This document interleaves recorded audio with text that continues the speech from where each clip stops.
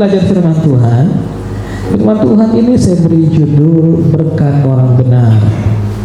Berkat orang benar. Jadi orang benar itu pasti diberkati. Amin.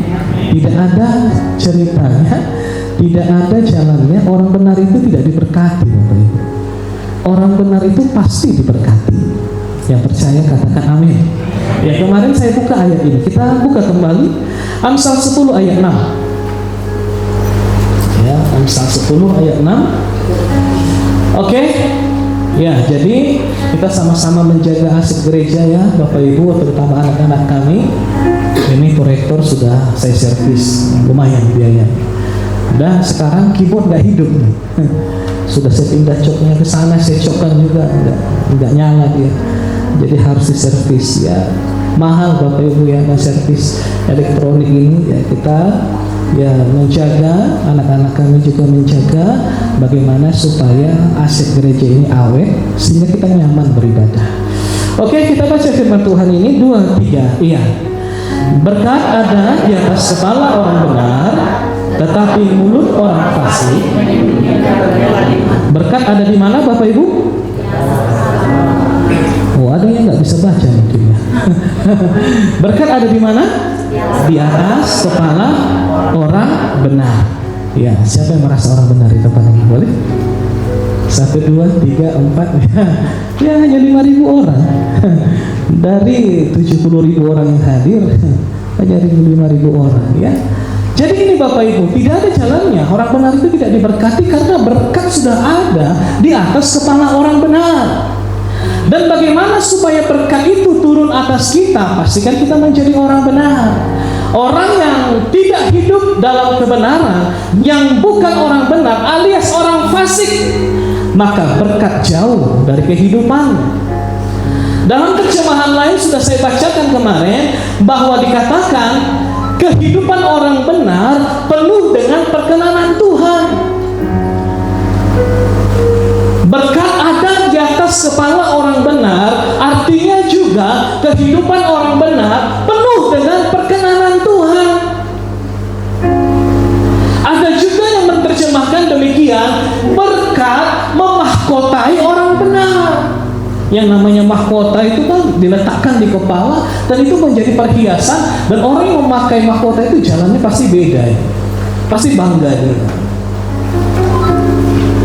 Itulah kehidupan orang benar. Berkat ada di atas kepalanya, perkenanan Tuhan penuh atas hidupnya, dan hidupnya selalu dimahkotai oleh Tuhan. Dengan catatan selama engkau dan saya menjadi orang benar. Tetapi kalau kita gagal menjadi orang benar, maka berkat-berkat juga jauh dari kehidupan kita. Nah, mungkin saudara berspekulasi, saudara mengatakan, Pak, itu orang jahat diberkati. Mereka judi, mabuk, tambah kaya, kian lama kian kaya, dan menjadi sangat kaya, Pak. Nah, saya selalu membukakan pengertian saudara. Kalau berbicara berkat, jangan langsung bayangkan uang, langsung bayangkan kekayaan. Apakah berkat Tuhan hanya uang? Apakah berkat Tuhan hanya kekayaan? Hanya itukah yang dinamakan berkat? Nah, itu salah kita. Kita anggap kalau orang kaya, dia diberkati Tuhan. Memang itu hanya itukah berkat yang dimiliki Tuhan? Tuhan punya sekian banyak berkat, dan harta atau kekayaan hanya salah satu dari sekian banyak berkat Tuhan. Mungkin saudara berpikir hari ini bahwa kekayaanlah yang paling kau butuhkan hari ini, uanglah yang paling saudara butuhkan hari ini. Tetapi menurut Tuhan, yang kau butuhkan hari ini mungkin pemulihan, mungkin perlindungan, mungkin penghiburan, mungkin sukacita, mungkin damai sejahtera. Tapi kita selalu membayangkan uang, dan uang. Padahal menurut Tuhan bukan itu yang paling kau butuhkan hari ini. Mungkin hari ini kau lebih membutuhkan kesehatan daripada kekayaan. Mungkin hari ini kau lebih membutuhkan kekuatan dariku daripada kekayaan. Mungkin kau lebih membutuhkan perlindunganku daripada kekayaan. Mungkin kau lebih membutuhkan memiliki relasi yang lebih banyak, teman-teman yang lebih banyak dibandingkan kekayaan. Ini Bapak Ibu, ayo kita mulai introspeksi diri. Kalau kita katakan berkat, langsung kita bayangkan materi-materi. Padahal Tuhan punya banyak berkat. Tahukah saudara bahwa Yusuf tidak diberi kekayaan? Kita langsung membayangkan Yusuf itu perdana menteri gitu. Itu kan di fase yang kedepannya. Tetapi di awal kehidupannya, di masa mudanya, Yusuf tidak diberi kekayaan kok. Tapi berkat apa yang diberikan Tuhan kepada Yusuf? Hikmat. Meskipun dia dibuang ke lubang sumur, meskipun dia berulang kali dijual, dihianati, dipenjara, hikmatnya ini selalu menyelamatkan dia, Bapak Ibu. Dengan hikmat dia mengerjakan pekerjaan dipercayakan kepadanya, sehingga pekerjaan itu berhasil, dia beruntung, sehingga orang banyak percaya kepadanya. Bukan kekayaan yang diberikan kepada Yusuf. Hikmat juga berkat dari Tuhan. Yusuf juga diberi kesempatan untuk bertemu dengan Fir'aun. Seorang budak, seorang tawanan bisa bertemu dengan raja. Bukankah ini berkat? Kalau Yusuf tidak punya kesempatan bertemu dengan Fir'aun, siapa yang mengangkat Yusuf menjadi Perdana Menteri? Fir'aunlah yang mengangkat Yusuf menjadi Perdana Menteri. Bukan kekayaan, kesempatan bertemu dengan Fir'aun, itulah berkat Yusuf. Berkat itu semua selalu ada di atas kepala orang benar.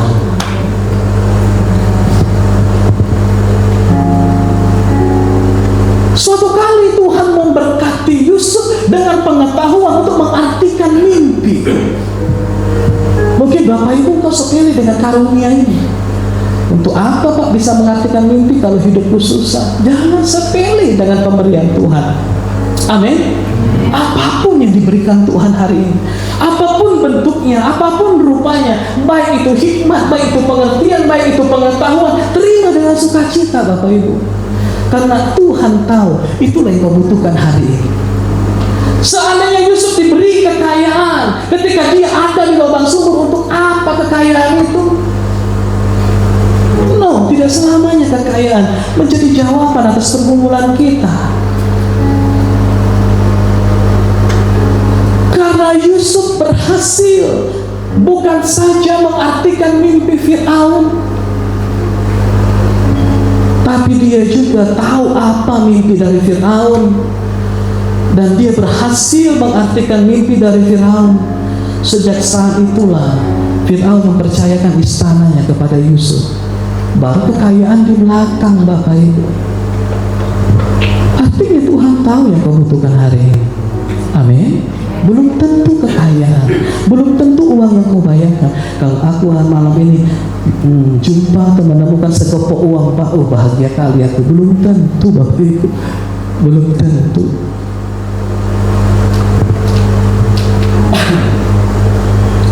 Berkat tidak selalu berbicara tentang uang. Amin. Untuk apa kita dikasih kekayaan apabila kita tidak punya hikmat mengelola kekayaan itu? Saudara boleh bayangkan, engkau hari ini diberi uang 10 miliar, tapi kau nggak tahu mengelola uang 10 miliar ini. Stres saudara, mau diapain uang ini? Mungkin saudara nggak percaya ya, di Amerika itu kan banyak pemenang lotre. Sekian puluh ribu dolar, itu miliaran rupiah Bapak Ibu.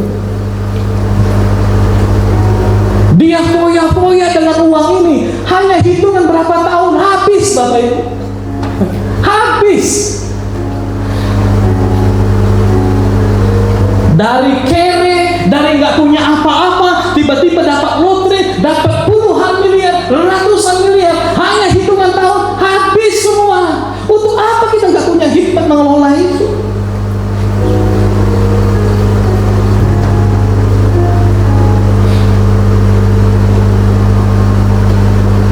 Kekayaan mungkin ada di dalam kehidupan orang fasik,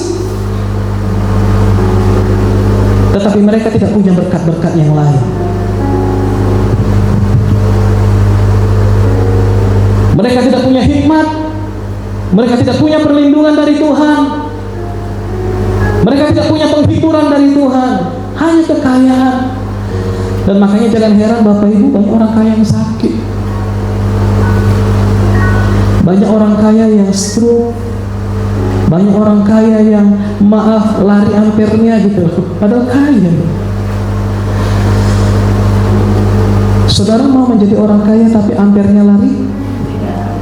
Yang mau katakan amin.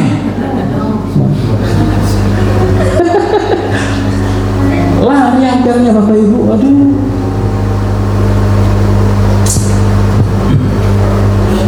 Saya katakan kekayaan itu hanya salah satu berkat dari Tuhan. Tahukah saudara, Abraham diberkati dengan kekayaan? Abraham sangat kaya. Maaf, tapi tidak punya anak.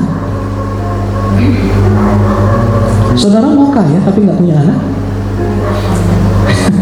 Semua saudara nggak mau. Maunya kaya, banyak anak, waras, sehat Pak, bahagia. Udahlah saudara jadi Tuhan lah. Ayo Bapak Ibu ya. Abraham itu sangat kaya, tapi suatu masa dia stres. Dia berkata kepada Tuhan, aku udah tua Tuhan, hartaku banyak, Kau berkati aku berlimpah-limpah, tapi Tuhan aku melihat nanti hambaku itulah Ebenezer orang Damsyik itulah yang menjadi pewaris. Bayangkan Bapak Ibu, nggak senang dia meskipun kaya. Untuk apa aku kaya kalau yang menjadi ahli warisku nanti hambaku itu Ebenezer orang Damsyik itu.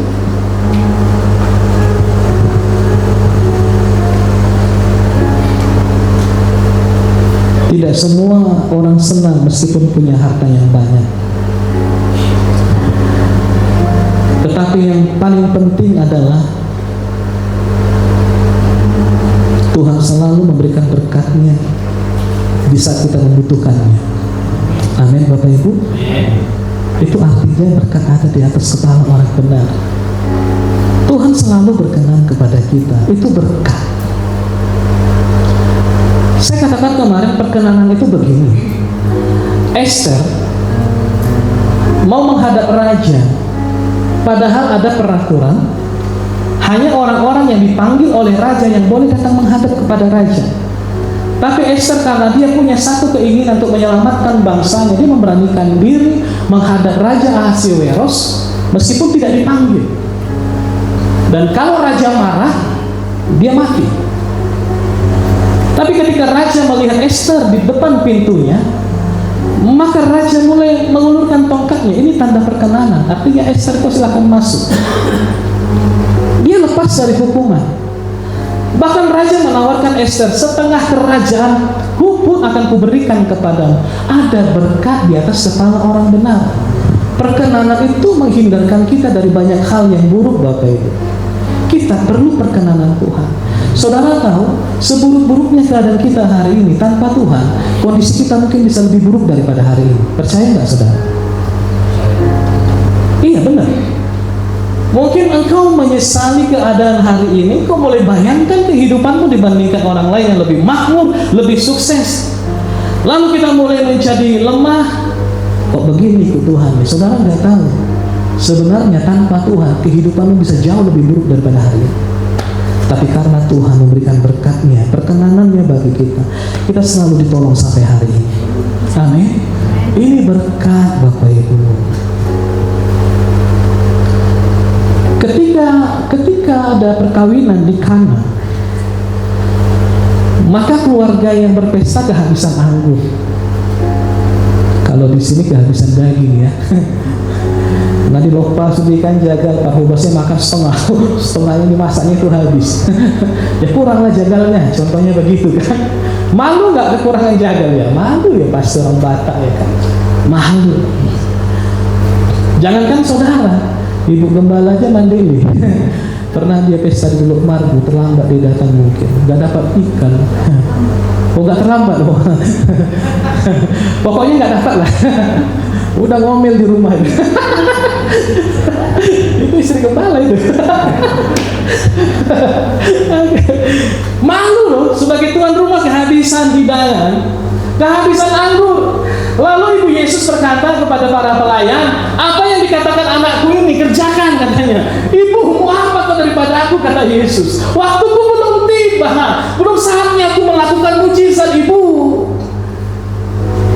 Tapi karena ada perkenanan turun atas keluarga di tempat itu, Yesus pun melakukan mujizatnya. Itu perkenanan Bapak Ibu. Meskipun belum waktunya, Tuhan percepat waktunya. Yang mengerti katakan amin. Itu semua berkat, saudara. Satu kali juga ada wanita Kanaan berseru kepada Yesus, "Guru, sembuhkanlah anakku." Yesus gak jawab, karena yang berteriak itu wanita Kanaan. Dia terus ribut, berseru-seru kepada Yesus, sampai murid-murid bilang, "Diam, kau terlalu ribut, kau mengganggu guru." Dia terus berteriak, "Sembuhkanlah anakku," karena dia kerasukan dan dia sangat menderita. Lalu Yesus berkata, "Tidak baik memberikan roti yang disediakan bagi anak-anak dan memberikannya kepada anjing." Lalu wanita itu terus memohon.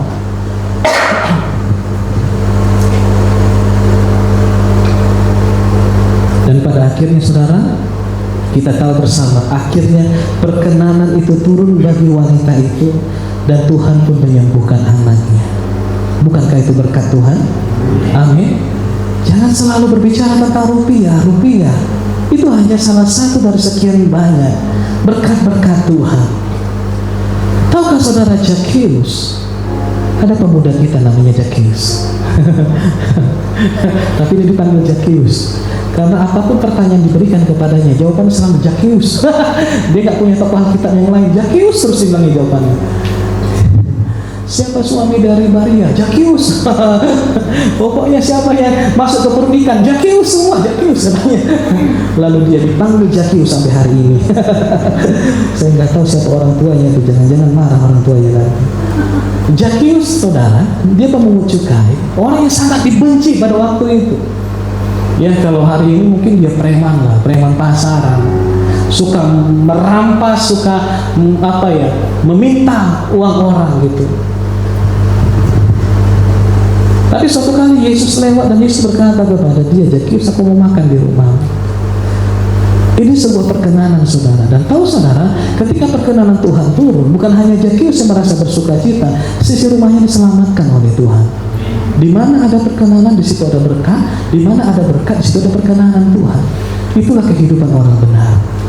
Amin. Makanya kita harus menjadi orang benar, Bapak Ibu. Jadi sejauh ini, apakah saudara sudah mengerti bahwa perkenanan Tuhan itu penting bagi kita? Amin. Makanya ketika Yesus dibaptis oleh Yohanes Pembaptis, dan ketika dia keluar dari air, lalu terdengarlah suara dari sorga yang berkata, "Inilah anakku yang kukasihi, kepadanya lah aku berkenan." Perkenanan Tuhan itu sangat penting bagi kita. Bahkan Bapa di sorga pun berkata, "Yesus anakku yang kukasihi ini, aku berkenan kepadanya." Kenapa Yesus berkenan kepada Bapanya? Karena ketaatan. Yesus yang tidak layak dibaptis, baptis adalah tanda pertobatan. Yesus mau bertobat dari apa?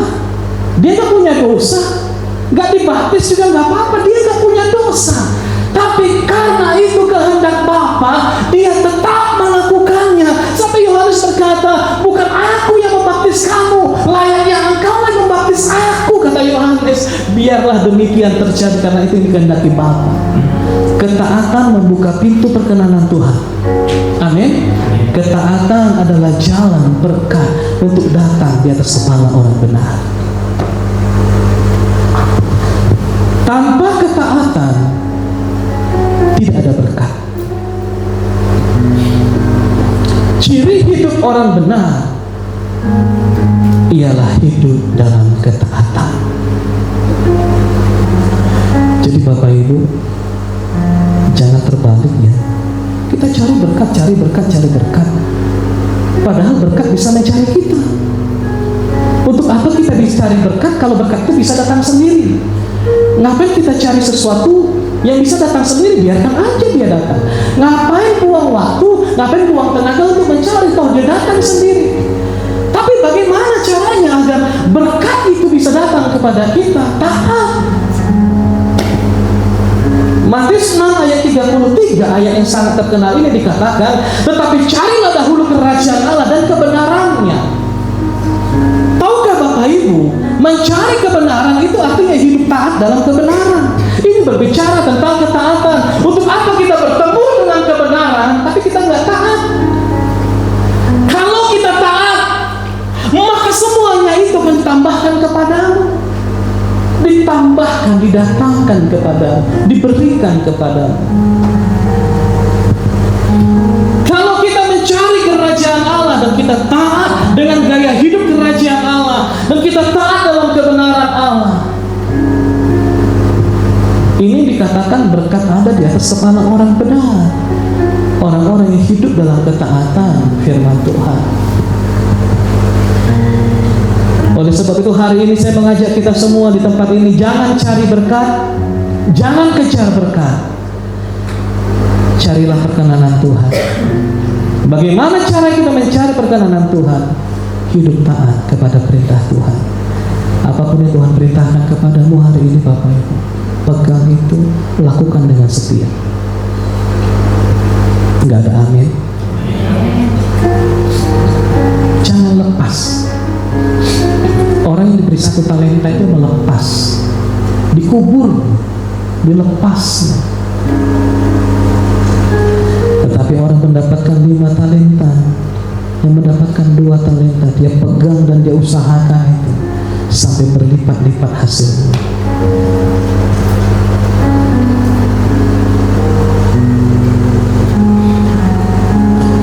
Kalau saudara mencari perkenanan Tuhan lewat ketaatan, kalau kita mencari perkenanan Tuhan lewat ketaatan kita kepada perintah-perintah Tuhan, maka saya pastikan hidupmu akan dalam berkat-berkat Tuhan Bapak Ibu. Engkau pasti hidup dalam berkat Tuhan. Bukan hanya 1, bukan hanya 2, bukan hanya 3. Banyak berkat Tuhan yang akan datang kepadamu di saat kau hidup dalam ketaatan kepada perintah Tuhan. Amin Bapak Ibu. Cari perkenanan Tuhan. Dalam Kisah Para Rasul 13 ayat 22, lihat bagaimana berkat Tuhan selalu mengiringi kehidupan orang yang dikenal oleh Tuhan. Mari kita baca ini. 2, 3, iya. Setelah Saul disingkirkan, maaf kita ulang, 2, 3, iya. Setelah Saul disingkirkan, Allah mengangkat Daud menjadi raja mereka.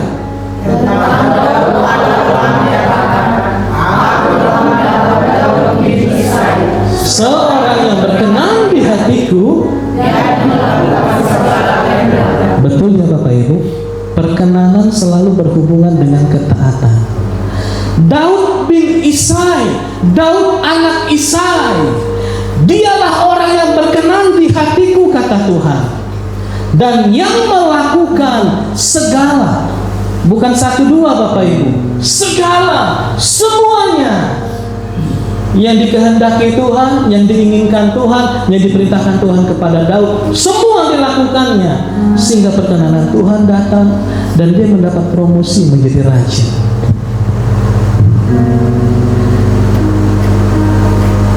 Ini berbicara ketaatan. Berkat ada di atas kepala orang benar, artinya berkat ada di atas kepala orang-orang yang taat melakukan segala kehendak Tuhan. Amin. Nah, coba sekarang cek Bapak Ibu, dan sejauh mana ketaatan kita kepada Tuhan. Kita perlu melakukan segala, kita perlu melakukan semua perintah Tuhan. Yang terjadi kita sering pilah-pilah. Kita lakukan hanya sebagian kebenaran, kita hanya lakukan sebagian firman Tuhan yang kita anggap mampu, yang kita anggap sanggup, yang kita anggap mudah. Ini saja yang kita lakukan, yang kita anggap susah, yang merugikan diri kita, yang merendahkan harkat martabat kita. Tidak kita lakukan, hanya sebagian yang kita lakukan. Makanya berkatmu hanya sebagian. Lalu kita meronta-ronta kepada Tuhan. Ini janjimu Tuhan, ini janji. Aku pegang semua janjimu Tuhan. Iya, aku pegang janji Tuhan. Tapi kita hanya lakukan sebagian, maka Tuhan akan berikan sebagian. Kalau saudara dikasih 2 talenta, jalankan 2 talenta, jangan hanya 1 talenta. Kalau saudara diberi 5 talenta, jalankan ke-5-nya semua.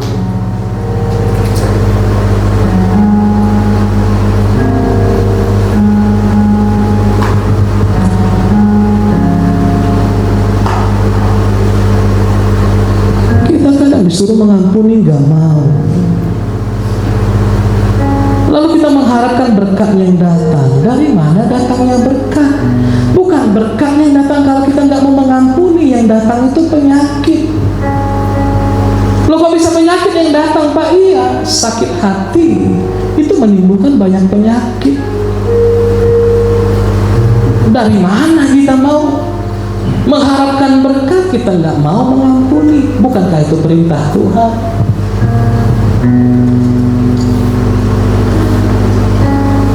Dalam Matius 7 ayat 24 ini sering saya bawakan dalam khotbah di tempat ini. Setiap orang yang mendengar perkataanku dan melakukannya, semua perkataan Tuhan dilakukan.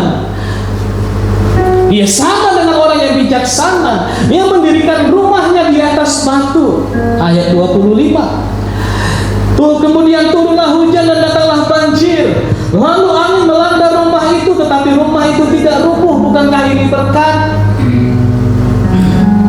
Bukankah ini berkat, Bapak Ibu?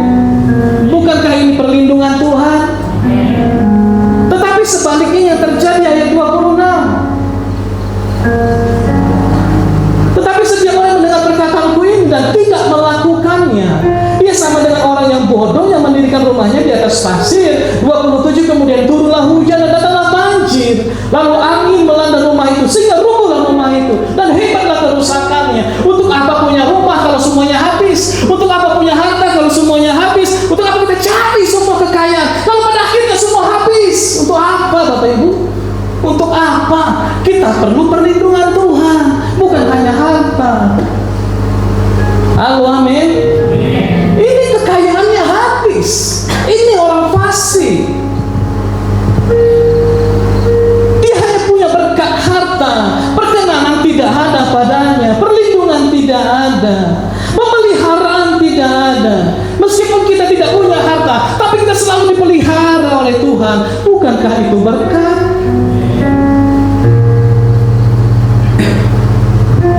Ini juga sama dengan pengalaman Asaf yang selalu saya sampaikan di tempat ini dalam Mazmur 73.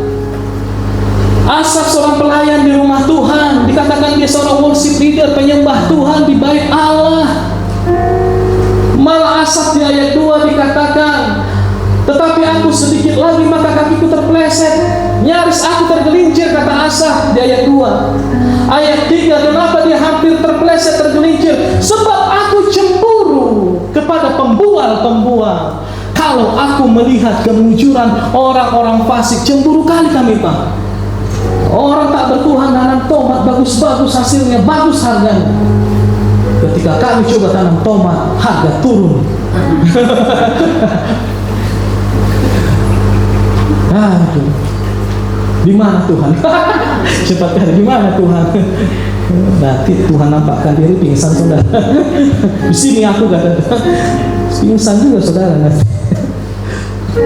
Ayat 4, sebab kesakitan tidak ada pada mereka, sehat gebuk-gebuk mereka. Lihat, adakah orang gebuk di sebelahmu? Jangan bilang dia orang fasik, amin. Jangan bilang dia orang fasik, saudara berdosa. Emang anak Tuhan tak boleh gebuk? Enak aja. Cemburu Asaf.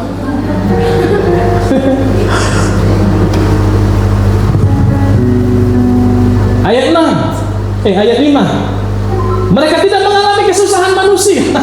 Enak kali hidupnya. Enak kali.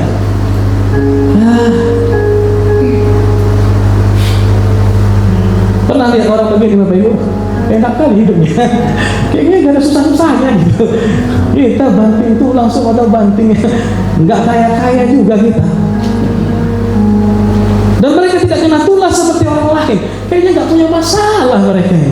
Kok muncul terus ini? Asaf ini melihat langsung dengan mata kepalanya sendiri. Cemburu dia. Ayat 6. Sebab itu mereka congkak, mereka sombong, mereka suka kekerasan, menghina. Lalu ayat 14, Asaf berkata, namun sepanjang hari aku kena malapetaka, kata Asaf. Aku kena tulah, ayat 14. Dan kena hukuman setiap pagi. Seperti masalah itu terus datang setiap hari. Bagaimana ini? Gadil Tuhan, gadil. Sampai dia mengerti di ayat 17. Sampai aku masuk ke dalam tempat kudus Allah. Dia masuk dalam hadirat Tuhan. Lalu Tuhan memberikan pengertian. Lihat di akhirnya nanti bagaimana kesudahan mereka. Dan jelas di ayat 18 kesudahan mereka. Sesungguhnya di tempat licin kau taruh mereka, kau jatuhkan mereka sehingga hancur. Akhirnya keadilan Tuhan terlihat. Yang mengerti katakan amin. Ayat 19, apa yang terjadi berikutnya? Betapa binasa mereka dalam sekejap mata. Tahu saudara sekejap mata? Cepat itu, coba kedipkan mata sekejap. Saudara punya mata enggak? Kok susah kali sekejap mata. Hanya sepipit mata, hancur mereka. Ayo salam sebelahnya, yuk jangan cemburu dengan mereka.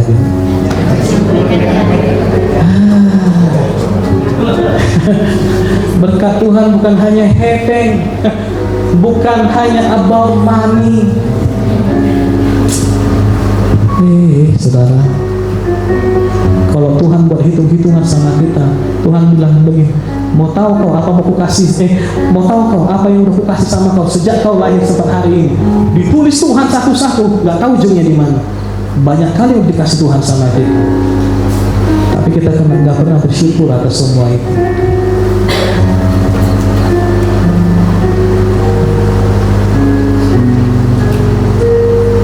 Apa kata Asaf di ayat 28 kita baca? 2-3 ya.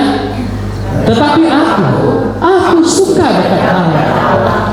Aku menaruh tempat perlindunganku pada Tuhan Allah, supaya dapat menceritakan segala pekerjaannya. Bukankah perlindungan Tuhan itu adalah berkat dari Tuhan? Amin. Rumah tadi tidak roboh, itu pun berkat. Asaf di dalam kesulitannya, setiap hari dia kena tulah, setiap hari dia merasakan hukuman, tapi sampai hari di mana orang fasik itu hancur, dia masih bisa berdiri dan bertahan. Bukankah itu semua karena Tuhan? Amin, Bapak Ibu. Ayo, ini berkat orang benar. Jadi mari kita selalu hidup dalam kebenaran, hidup dalam ketaatan. Tuhan banyak menjanjikan berkat, betul nggak Bapak Ibu? Oh, banyak ayat-ayat tentang berkat, banyak sekali. Tapi sepertinya kenapa berkat itu nggak turun atasku, Pak? Aku ibadah, aku doa, nah, kita mulai hitung-hitung. Aku melayani, kok nggak berkatnya itu kok nggak datang-datang? Kita pikir itu jalannya berkat datang. Bukan itu jalannya berkat datang. Saya sudah katakan tadi, ketaatanlah yang mendatangkan berkat bagi orang benar. Kita baca ya, Ulangan 7 ayat 12. Kali ini Angel semangat kayaknya, cepat-cepat dia. Biasanya mengunduk-unduk kayak si Gamaliel. Si Gamaliel kan pernah saya terkejut buatnya. Deng, ngerti sih. Rupanya kejedut dia, udah ngantuk dia, kejedut sama Tuksiano itu. Ayo kita baca ya, 2-3 iya. Dan akan terjadi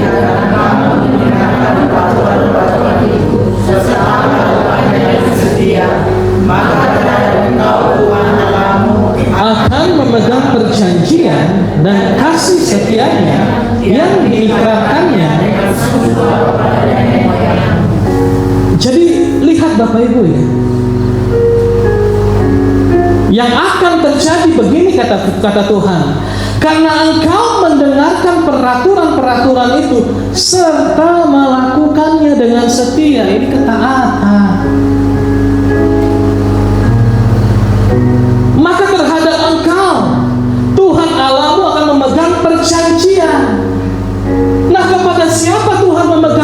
janjinya hanya kepada orang-orang taat kepada perintahnya. Saudara tagih-tagih janji Tuhan karena engkau rajin beribadah, gak ada ayatnya. Hanya orang-orang taatlah yang bisa menagih janji Tuhan, dan Tuhan pasti berpegang pada janjinya. Ayo, yang mengerti katakan amin. Tuhan memang berjanji, tetapi kepada siapa Dia menepati janjinya, memegang teguh perjanjiannya? Kepada orang yang mendengar perintah Allah dan melakukannya dengan setia. Hanya itu jalannya. Itu apa kita sombongkan pelayanan kita? Ini ayat 13. Ini yang dijanjikan Tuhan. 2, 3, iya. Ia akan mengasihi engkau, memberkati engkau, dan membuat engkau banyak. Ia akan memberkati waktumu dan hasil bumimu, gandum dan anggur serta minyakmu, anak lembu sapimu dan anak kambing dombamu, di tanah yang dijadikannya dengan sumpah kepada nenek moyangmu, untuk memberikannya kepadamu. Saking banyaknya janji Tuhan ini, sampai capek saudara bacanya saya. Makin lama makin hilang suara saudara saya.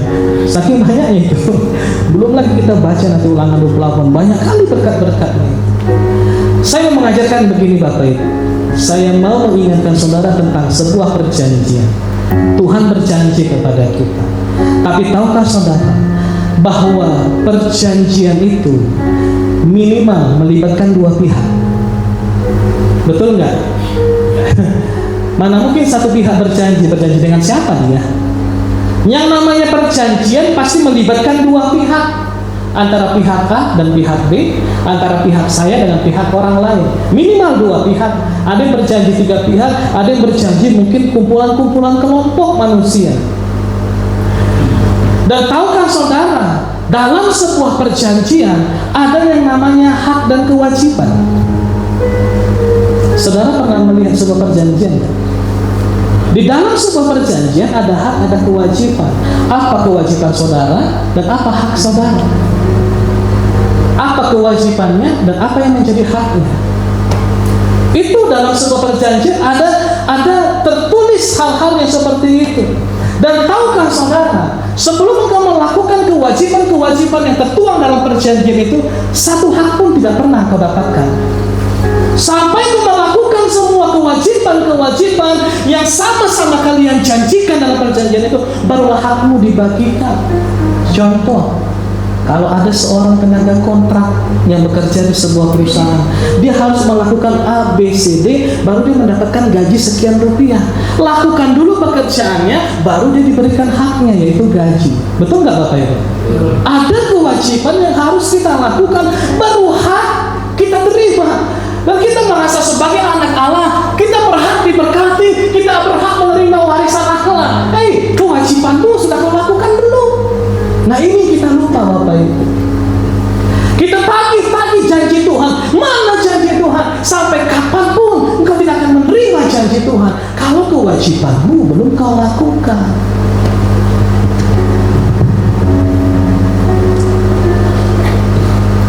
Kalau kita melihat ayat ini tadi, ayat 12, ayat 13 tadi, ada kewajiban di ayat 12.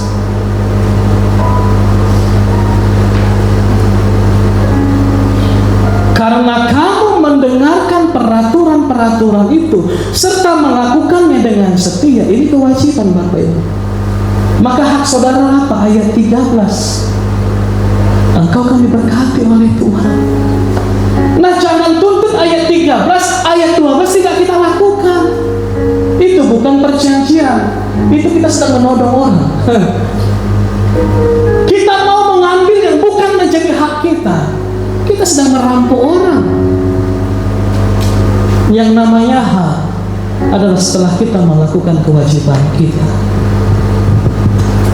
Ini juga yang kita baca di Ulangan 28 ayat 1. Jadi saudara katanya berkat ada di atas kepala orang benar. Mana berkatnya Tuhan? Nah ini kita lupa tentang. Mari kita baca Bapak Ibu. 2, 3, iya. Jika engkau baik-baik mendengarkan suara Tuhan Allahmu dan melakukan lakukan dengan setia segala perintahnya, sampaikan kepada pada hari ini. Maka Tuhan Allahmu akan mengangkat engkau di atas segala bangsa dunia. Diangkat dulu atau melakukan dulu? Ayo Bapak Ibu. Berkat akan selamanya hanya ada di atas kepala orang benar. Dia tidak akan turun ke dalam hidup orang benar kalau kita belum melakukan kewajiban ini. Selamanya dia hanya ada di atas terus. Memang dia mengikutimu, memang dia selalu ada di mana kau berada, tapi nggak pernah kau nikmati berkat itu. Kenapa? Yang namanya perjanjian, ada hak dan ada kewajiban. Di ayat 2, kita baca ayat 2, 2-3, iya. Segala berkat ini akan datang kepadamu dan menjadi bagianmu Jika engkau mendengarkan suara Tuhan. Amin. Ayo Bapak Ibu, saya mengajak saudara semua untuk kita sungguh-sungguh tekun melakukan perintah-perintah Tuhan. Baiknya kita dapat melalui firman Tuhan, baiknya kita dengarkan suara Tuhan melalui doa-doa kita, lakukan itu.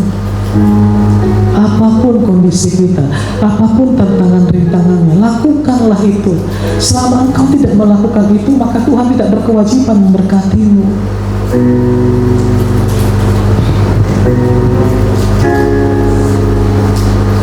Janji hanya bisa diberikan, janji hanya bisa terlaksana, janji hanya bisa menjadi kenyataan apabila ada komitmen dari kedua belah pihak.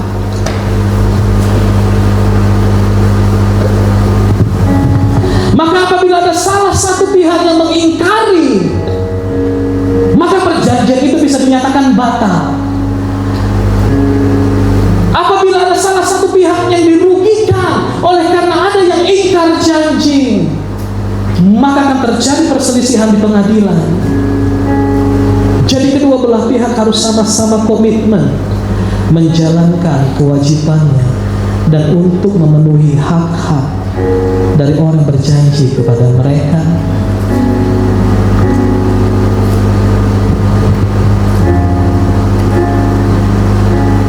Itulah perjanjian Allah dengan kita. Allah memberikan sangat banyak janji kepada umatnya. Namun seringkali umatnya menganggap Tuhan gagal atau melupakan atau lalai menepati janjinya. Dijanjikan berhasil, kita malah gagal. Dijanjikan beruntung, kita malah rugi. Dijanjikan diberi umur panjang, kita malah sakit keras. Dijanjikan hidup dalam kelimpahan, kita malah kekurangan. Lalu kita langsung memvonis Tuhan, Tuhan tidak setia menepati janji. Padahal kitalah yang belum melakukan kewajiban kita. Yang mengerti katakan amin.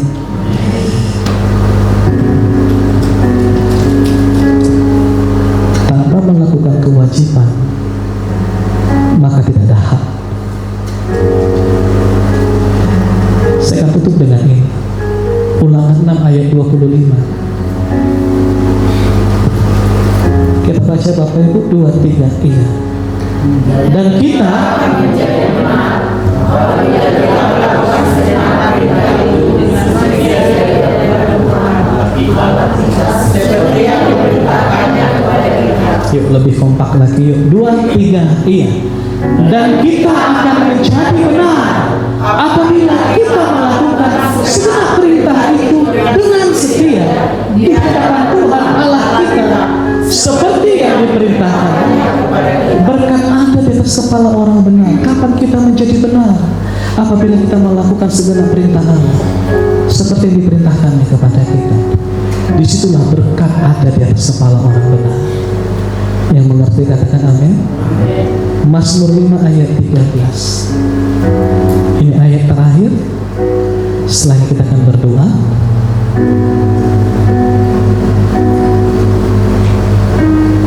Coba ketik ayat 12 saja. Nanti ada nampak di ayat di bawahnya 13. Mazmur 5. Ya, Kita baca yuk. 2, 3, iya. Sebab Engkaulah yang memberkati orang benar ya Tuhan. Engkau memagari dia dengan anugerah seperti itu. Amin Bapak Ibu. Mau diberkati oleh Tuhan. Coba saling sebelahnya. Mari kita menjadi orang benar. Ya, siapa itu orang-orang benar?